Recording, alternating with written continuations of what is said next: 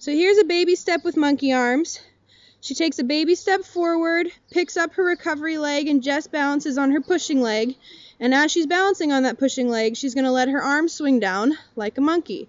So again, similar to your 2-leg up downs, this should force you to stay nice and low. It is possible to cheat by putting your hips up and your shoulders down. Can you show us that, Bets? Wait, what? Oh, I love it when you can't do it wrong. Yeah, like that. So she can still get her fingers to the ground, but her bum is way high and her shoulders are too low. So you want to pull that bum up underneath you and get low through your hip to let your fingers drag the ground.